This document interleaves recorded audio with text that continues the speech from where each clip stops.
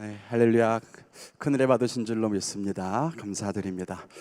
우리 옆에 분들하고 인사하실까요? 하나님이 우리와 함께 하십니다. 이렇게 인사하겠습니다. 네, 우리가 사실 매 주일마다 하나님이 우리와 함께 하신다 이렇게 인사를 하고 있는데요, 정말 하나님이 나와 함께 하신다라고 하는 그 사실만으로도 행복하고 또 힘이 되고 위로가 되는 여러분 모두가 되었으면 좋겠습니다.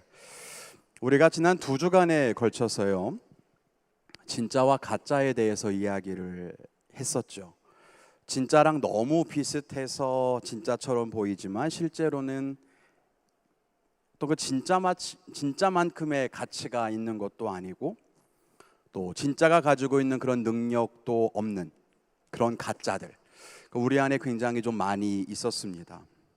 그래서 2주 동안 살펴봤던 것들이 믿음, 소망, 축복, 예배, 평화, 헌신, 사랑, 이런 것들이었어요. 하나님이 주시는 너무나 귀한 은혜들이죠. 그런데 그것과 비슷한 가짜들이 우리 안에 굉장히 많았죠. 믿음과 비슷해 보이는 지식, 소망과 비슷해 보이는 가능성, 축복과 닮아 있는 욕심, 예배와 너무나 비슷한 종교 행위, 평화와 비슷한 휴식, 헌신과 헷갈리는 열심, 사랑과 비슷한 좋은 감정. 물론 이쪽 편에 있다고 해서 다 저건 잘못된 거다, 없어야 한다, 그런 말씀을 드리려고 하는 건 아니에요. 다 나름대로의 의미가 있고 다 우리들에게 필요한 것들이기도 합니다. 문제는 이런 것들이 마치 자기가 진짜인 것처럼, 다른 것인 것처럼 우리 안에 자리 잡고 있다는 것이 문제라는 거예요. 지식이 지식으로서의 역할을 하면 좋은데 마치 자기가 믿음인 것처럼 앉아 있어서 믿음을 발휘해야 할 때에 능력을 발휘하지 못하는 그런 일들이 생기는 것이 문제라고 하는 거죠. 그러다 보니까 우리가 믿음이 있는 것 같았는데 어떤 때 보면 두려움을 이기지 못하고 절망 속에서 떨고 있을 때가 있어요.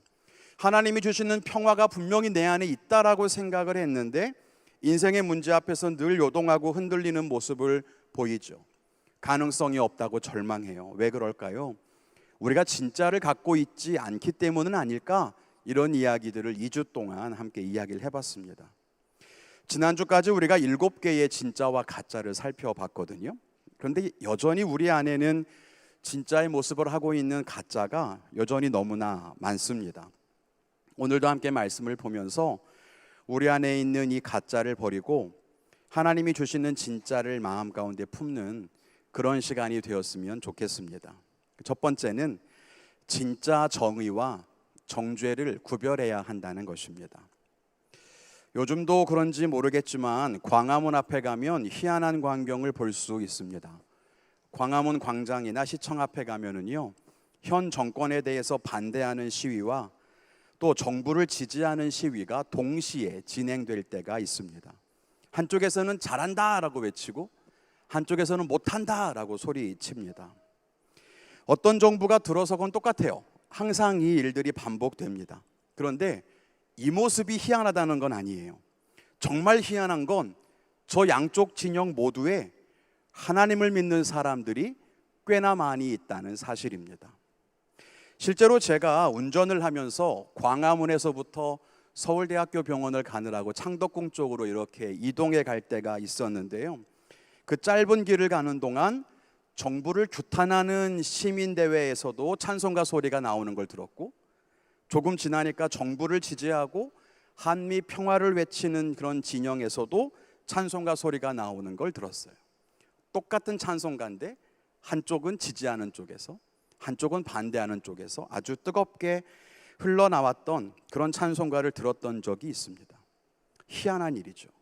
서로가 자기가 하나님의 편이고 하나님의 뜻을 따른다고 말하는데 전혀 다른 주장과 정반대의 입장을 표명하더라는 것입니다. 어떻게 그럴 수 있을까요?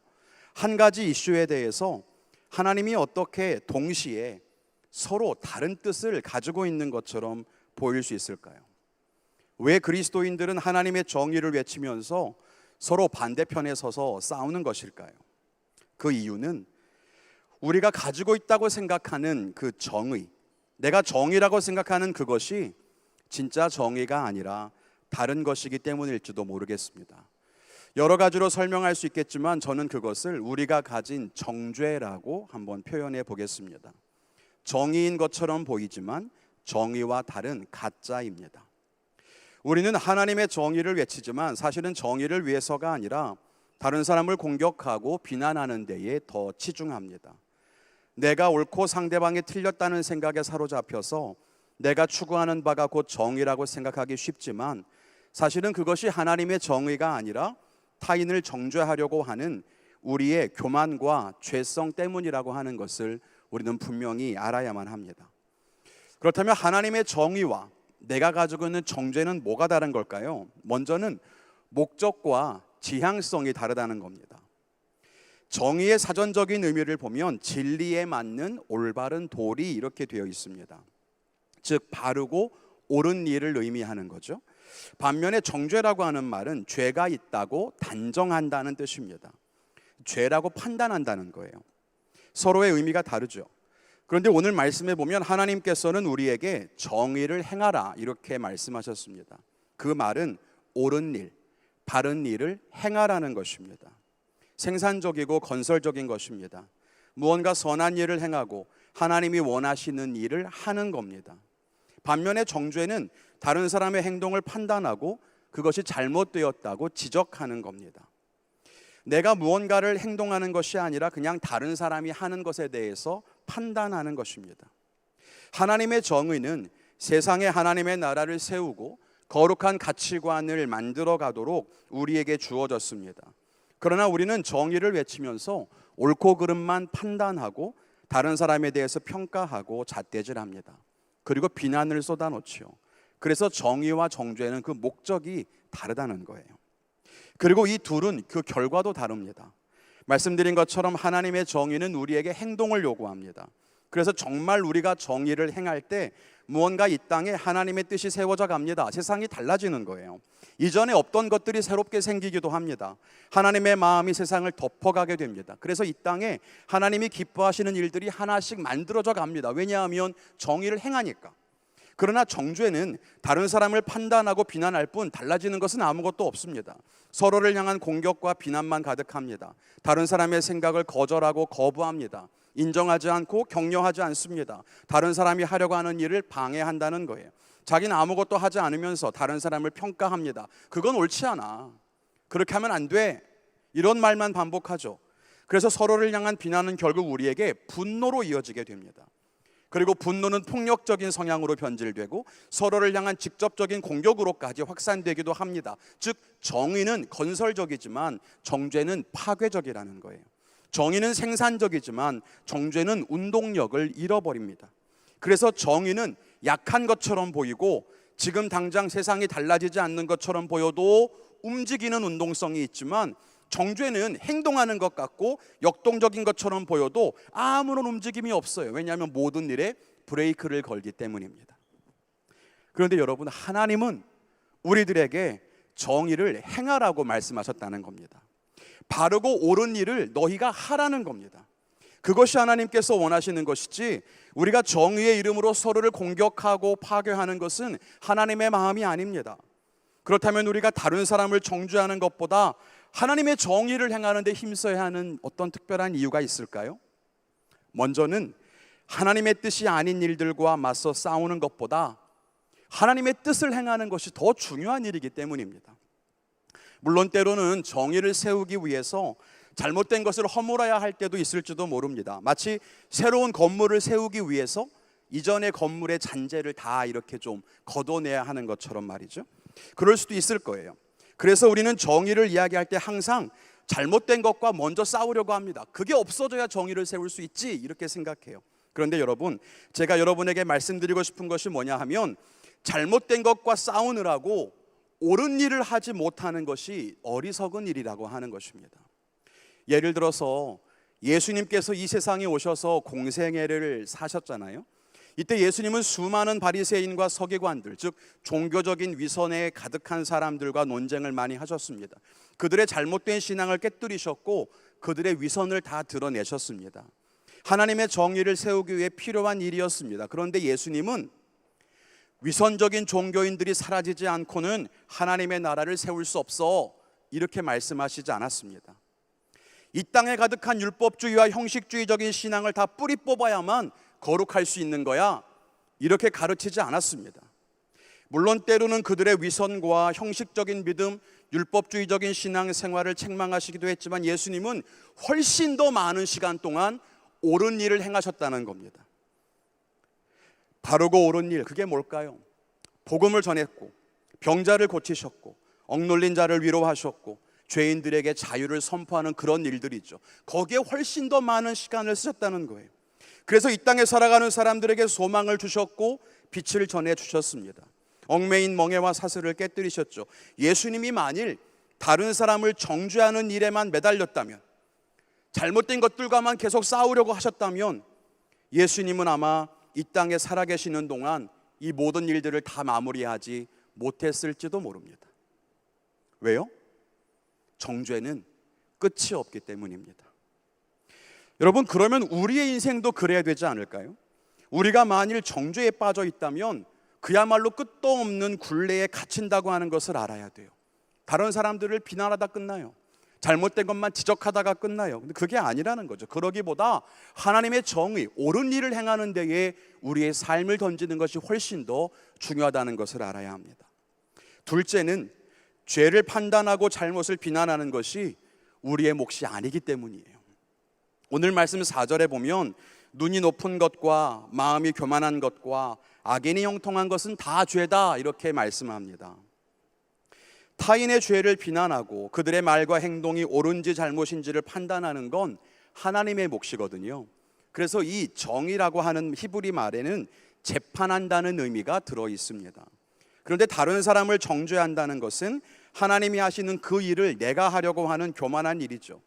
즉 다른 사람을 정죄하는 것은 저 4절 말씀에 있는 것처럼 눈이 높은 일이고 마음이 교만한 일과 다를 바가 없다는 거예요. 그런데 그 눈이 높은 것과 마음이 교만한 것은 뭐다? 죄다, 이렇게 말씀하고 있다는 겁니다. 그런데 그 뒤에 말씀에 뭐라고 되어 있습니까? 악인이 형통한 것은 죄다. 여러분, 그 말이 뭐예요?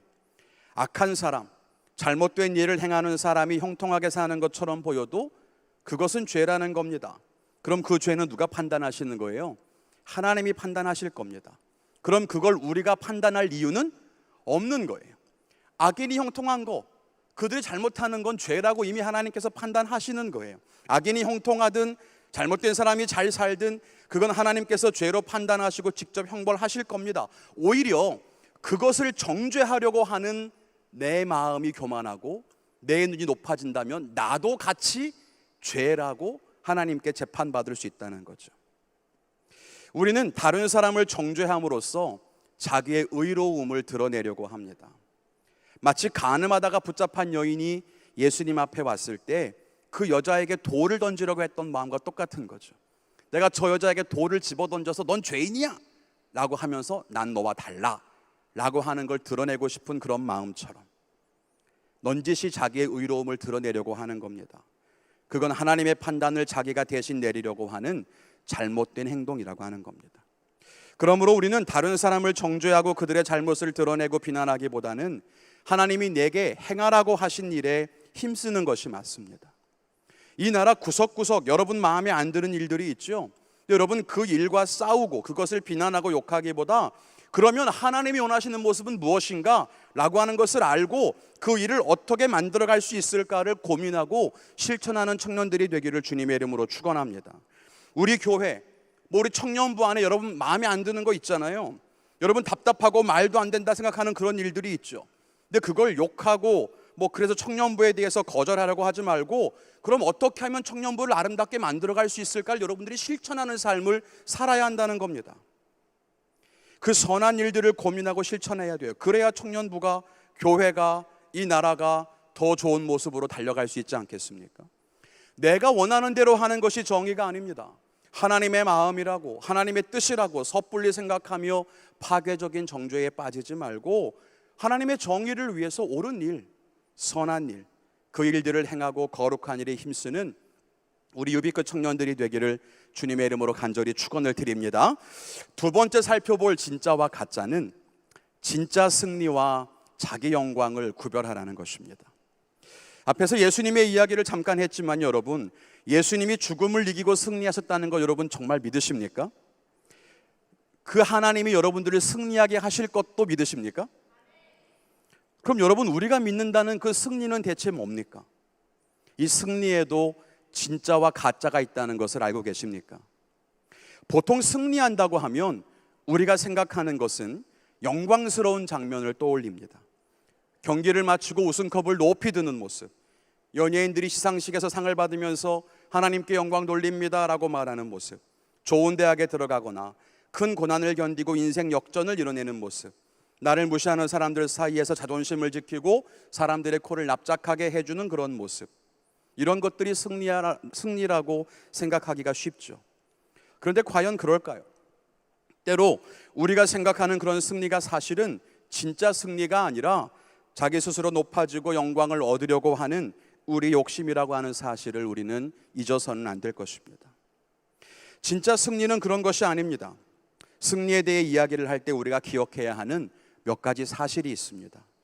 먼저는 진짜 승리는 죽음을 이기신 예수님으로부터 오고, 우리도 죽음과 절망을 이기는 것, 그게 진짜 승리라고 하는 겁니다.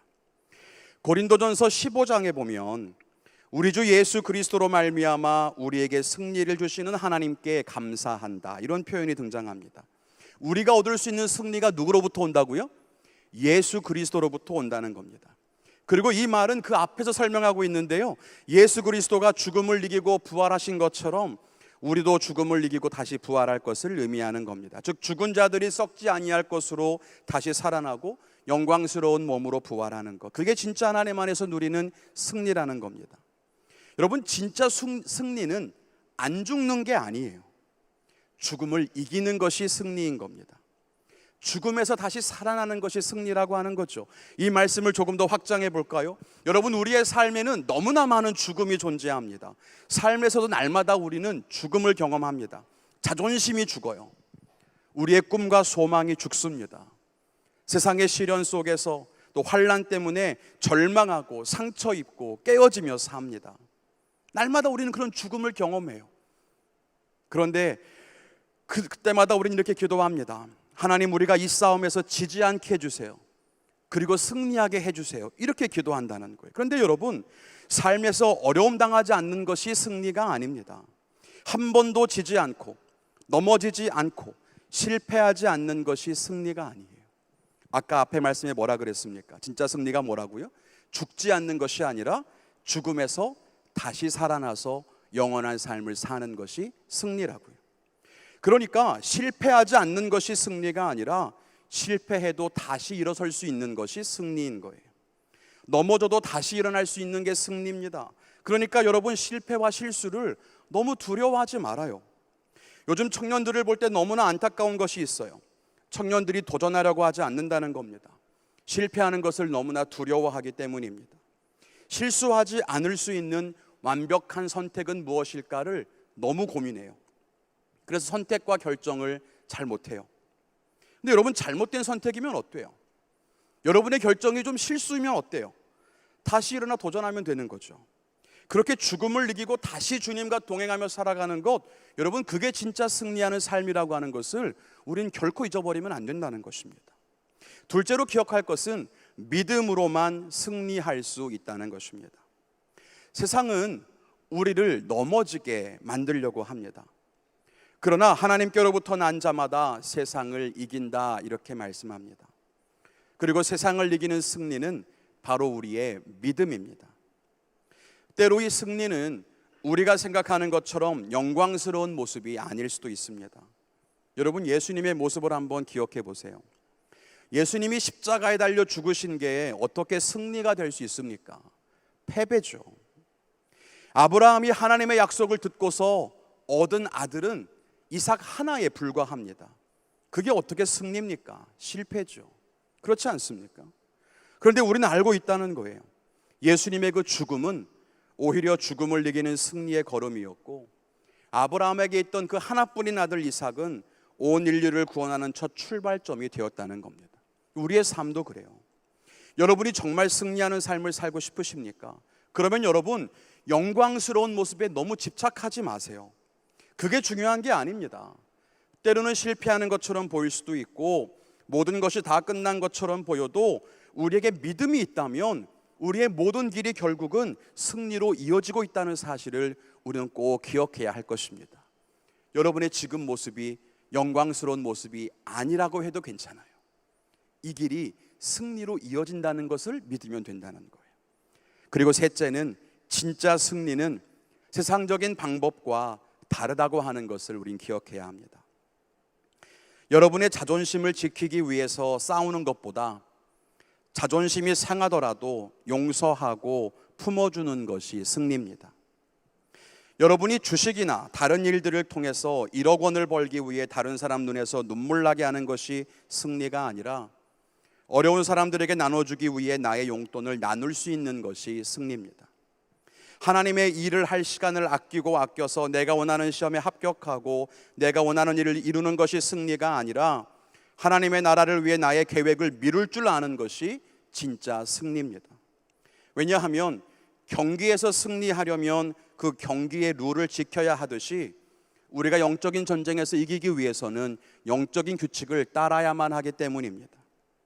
그러므로 세상적인 방법으로 싸워서 영적인 승리를 얻을 수 있다고 생각하면 안 돼요.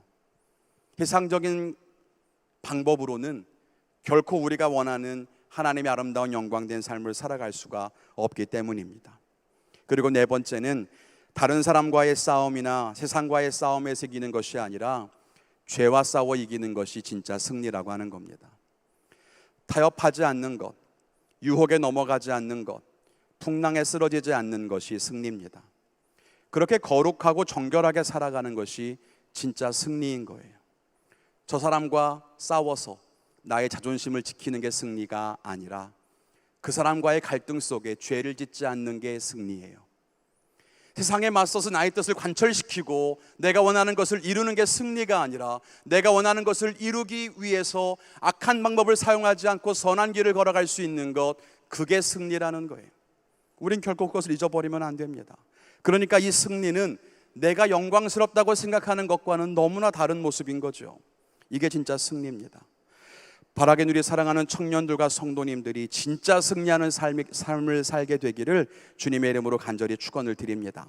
그런데 이 승리가 여러분이 원하는 그런 자기 영광의 모습이 아닌 정말로 하나님이 우리에게 믿음을 통해 주시는 그런 승리, 진짜로 세상을 이기는, 세상의 방법이 아니라 세상을 초월하는 방법으로 이기는 그런 승리의 삶이 되기를 바랍니다. 끝으로 세 번째로는요, 진짜 영성과 신비주의를 구별해야 된다는 거예요. 여러분은 영성이 뭐라고 생각하십니까? 영성이라고 하는 말은 하나님을 믿고 거듭난 자녀들에게 주어진 영적인 성품이란 뜻입니다. 영적인 성품. 다른 말로는 성령의 역사하심으로 나타나는 자연스럽고 경건한 성품을 말해요. 하나님의 지배를 받고 살아가는 삶을 말하는 겁니다. 여기 누리에서 두 가지 아주 중요한 진리를 발견할 수가 있습니다. 그것은 성품과 삶이에요. 영성이라고 하는 건 성품과 삶을 말하는 거예요. 이것이 진짜 기독교에서 말하는 영성입니다. 그런데 우리는 흔히 영성이나 영적인 세계를 말하면 신비주의적인 현상을 먼저 떠올리게 됩니다. 물론 영적인 삶에서 그런 신비적인 것들 완전히 배제할 수는 없습니다. 당연히 영적인 세계가 있고 우린 영으로 하나님을 예배하고 육신의 세계가 아닌 영적인 세계를 꿈꾸며 살아가고 있으니까요. 그렇지만 그렇다고 해서 신비주의적인 것이 영적인 것의 전부는 아니라는 겁니다. 하나님께서 이스라엘 백성들을 출애굽을 시켰습니다. 그리고 시내산에서 율법을 주셔서 그들을 하나님 백성으로 삼아 주셨어요. 너희가 나의 백성이 되려면 이렇게 살아야 한다라고 하셨습니다. 하나님과 이스라엘 사이 약속을 한 거예요. 계약을 맺은 거죠. 여러분, 이때 주신 언약의 내용을 잘 보세요. 거기에 어떤 신비주의적인 명령이 있습니까? 너희는 다 방언을 말해야 한다. 그래야 내 백성이다. 이렇게 말씀하시지 않았습니다. 너희가 환상을 보게 된다면 내가 너희와 함께 한다는 것을 알라. 이런 말씀도 없습니다.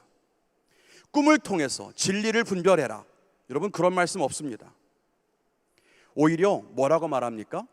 하나님이 주시는 말씀대로 지켜 행하라. 하나님께 이렇게 예배하라. 죄를 멀리하고 깨끗하게 살아라. 모두 그렇게 말합니다. 그러면 저 사람들은 영적인 삶을 살지 못했네, 육적인 사람들이네, 그렇게 말할 수 있을까요? 아니요, 그렇지 않다는 거예요. 예수님의 말씀 한번 기억해 볼까요? 예수님이 예언을 하지 못하는 사람은 하나님의 사람이 아니다, 여러분 그렇게 말씀하셨습니까? 아니면 영적인 세계를 너희 눈으로 봐야만 진짜 믿음이다, 그렇게 말씀하셨나요? 아닙니다. 예수님은 뭐라고 말씀하셨습니까? 보지 못하고 믿는 자가 복되다. 너희는 서로 사랑하라. 무엇을 먹을까 무엇을 입을까 염려하지 마라. 여러분 이런 말씀하셨다는 거예요. 하나님을 사랑한다고 하면서 형제를 사랑하지 않으면 거짓말이다, 이런 말씀하셨단 말이에요. 신비주의적인 말씀하지 않았습니다. 왜 그럴까요? 진짜 영적인 삶이라고 하는 것은 하나님의 성품을 닮아가는 것이지 신비를 체험하는 것이 아니기 때문입니다. 성경은 오히려 점치는 사람이나 예언하는 사람을 주의하고 따르지 말라, 이렇게 경고하십니다. 여러분 그런 사람 보면 신기하잖아요. 막 예언도 해주고요, 우리의 고민도 알아맞혀요, 환상도 봐요, 신비한 체험도 많이 합니다. 그런데 거기에 현혹되지 말래요. 왜요?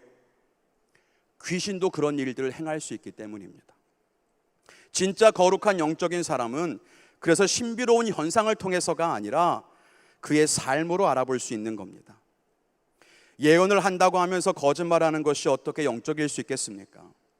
방언을 하면서 기도하는데 다른 사람 욕하는 게 어떻게 영적일 수 있겠습니까?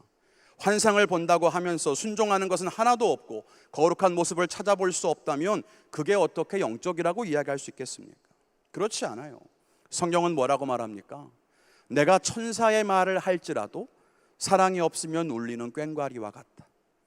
내가 천사의 말을 하고 신비한 일을 이야기할지라도 내 안에 사랑이 없으면 그건 울리는 꽹과리와 같대요. 신비로운 것을 체험하고 그것을 많이 안다고 해서 진짜 영적인 것이 아니라 삶에서 하나님의 뜻을 알고 그 뜻을 지키며 말씀을 따라 살아가는 게 진짜 영적인 삶이라고 하는 겁니다. 그래서 그 성령의 열매를 뭐라고 하죠? 사랑, 기쁨, 평화, 오래 참음, 자비로운 것, 선을 행하는 것, 온유한 것, 충성하는 것, 절제하는 것. 여러분 여기에 어떤 신비로운 것이 포함되어 있습니까?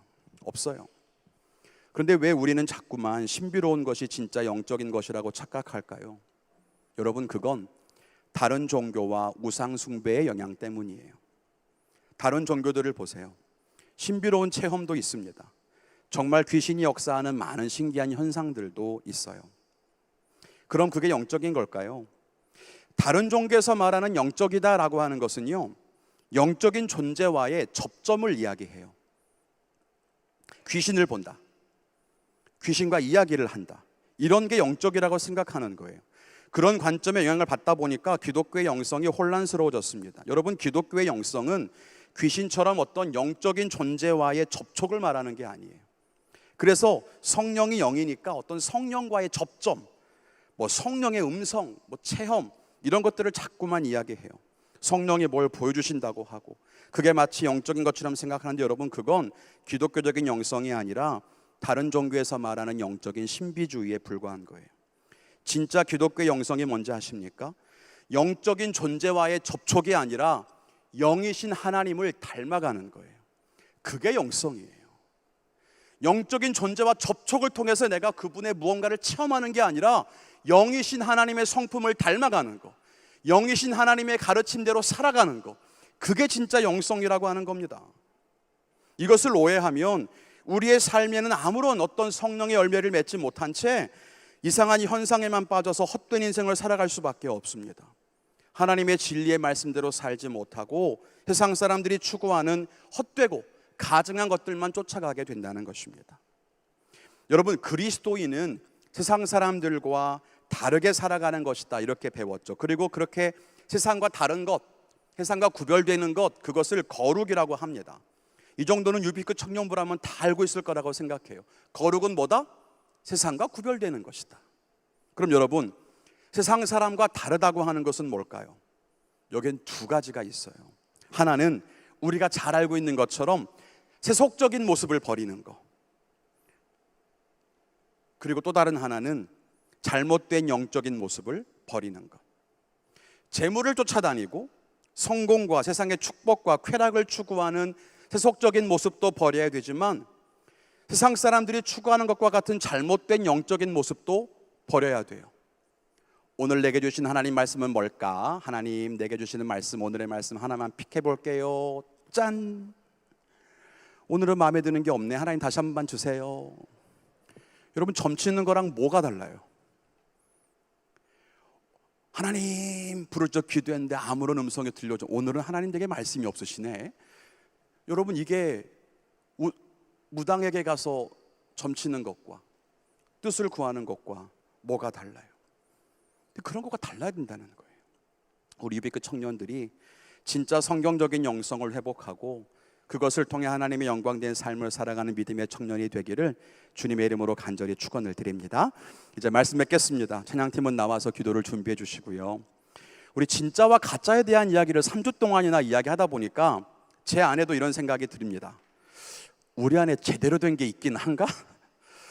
우리 안에 진짜 우리가 갖고 있는 것은 과연 얼마나 될까? 이런 생각을 좀 하게 됩니다. 내 안에 있는 건 진짜일까? 가짜일까? 모든 것이 다 의심스럽기도 하고요. 흔들리는 것 같은 그런 생각이 들지도 모르겠어요. 여러분에게 드리고 싶은 말씀은 가짜인 것을 붙들고 흔들리지 않는 삶을 사는 것보다 차라리 모든 것을 다 무너뜨리고 새롭게 진짜를 쌓아가는 게 더 귀하지 않겠냐는 거예요. 흔들리지 않아야 돼. 그동안 내가 지켜온 게 있는데 이걸 다 흔들고 무너지면 안 될 것 같아. 여러분, 그것 때문에 가짜를 붙들고 언제까지 사실 거예요? 능력도 없고 내게 위로도 안 되고 삶을 변화시키지도 못하고 진짜 하나님 만나지도 못하는데 그거 붙잡고 언제까지 사실 거예요? 차라리 다 허무세요. 그리고 고백하세요. 하나님, 내겐 진짜 믿음이 없었네요. 하나님, 나는 사랑이 없었네요. 내겐 소망도 없네요. 난 예배했던 게 아니네요. 내 헌신은 헌신이 아니었네요. 내겐 아무것도 없네요, 하나님. 그리고 거기서부터 출발하는 거예요.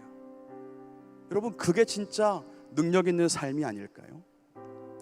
사실 오늘 설교를 하러 올라가기 전까지 굉장히 많이 고민했습니다. 오늘은 PPT가 없습니다라고 하고 차라리 다른 설교를 할까? 진짜 못하겠다 오늘은, 이런 생각이 들었어요. 왜냐하면 지난 2주간의 이야기보다 오늘의 이야기가 청년들에게는 더 힘들 수도 있을 것 같다는 생각이 들었어요. 왜냐하면 청년들은 열정이 있잖아요. 뜨거운 피가 흐르잖아요. 그런 청년들에게 너희들이 추구하는 그런 영성은 영성이 아니야. 너희가 이기려고 하는 그런 승리는 승리가 아니야. 너희가 외치는 정의는 정의가 아니야. 와, 이렇게 말할 때 이걸 동의할 수 있는 청년들이 있을까? 굉장히 많이 고민했습니다. 정말 요 앞에 앉아있을 때까지도 고민했습니다. PPT 틀지 마세요. 다른 설교 할게요 라고 하고 싶었어요. 여러분은 영적인 삶을 살고 있다고 생각하십니까?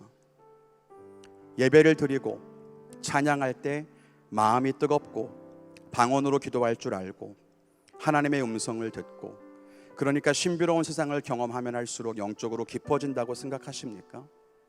만일 여러분이 그런 생각을 가지고 있다면 여러분들은 미신에 빠지거나 이단의 유혹에 넘어지게 될 것입니다. 그런 게 영적인 것이 아닙니다. 우리가 바라는 승리는 뭡니까?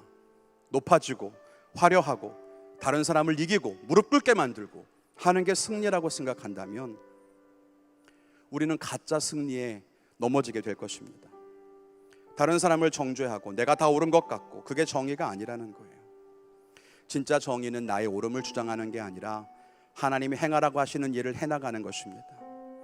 진짜 승리는 내가 높아지고 원하는 것을 얻는 것이 아니라 죽음을 이기고 절망을 이기신 부활하신 예수님과 함께 살아가는 게 진짜 승리고, 진짜 영성이란 신비로운 체험이나 영적인 세상과 관련된 것이 아니라 참 영이신 하나님을 바라보고 그 말씀을 깨달아 그대로 살아가는 것이 진짜 영성입니다. 우리 안에 가짜 믿음을 버리고 진짜 믿음을 세우게 되기를 바랍니다. 이제 진짜와 가짜에 대한 이야기는 오늘로 그만하려고 합니다. 저도 힘들어서 못하겠어요. 내 안에 진짜가 없는 것 같아. 자꾸 그런 생각이 들어요. 네 안에는 있냐? 진짜가. 청년들한테만 뭐라고 하지 말고 네 안에는 있냐? 네, 저 그림처럼. 여러분, 저 그림이 절망일까요? 희망일까요? 공든탑이 무너지는 게 힘든 일일까요? 아니면 새로운 출발일까요? 바라기는 우리들에게 저 그림이 새로운 희망이 됐으면 좋겠습니다. 다 무너지고 다시 처음부터 믿음이 뭔지, 소망이 뭔지, 사랑이 뭔지, 거룩이 뭔지, 예배가 뭔지 하나씩 다시, 세상이 결코 흔들어도 넘어지지 않을 여러분, 그것을 쌓아가는 우리 모두가 되었으면 좋겠습니다. 여러분의 그동안의 삶을 부정하려고 하는 것은 아닙니다. 그동안의 그 삶을 통해 지금도 하나님은 역사하시고 계실 거라고 믿습니다. 그러나 더 바라기는 더 앞으로 한 걸음 나가기 위해 우리가 잘못된 것들을 허무는 그 일들을 두려워하지 않았으면 좋겠어요. 그리고 이렇게 노래했으면 좋겠습니다. 하나님, 내가 원하는 단 한 가지는 하나님이 기뻐하시는 그런 삶을 사는 겁니다. 우리 함께 그렇게 노래하고 기도했으면 좋겠습니다.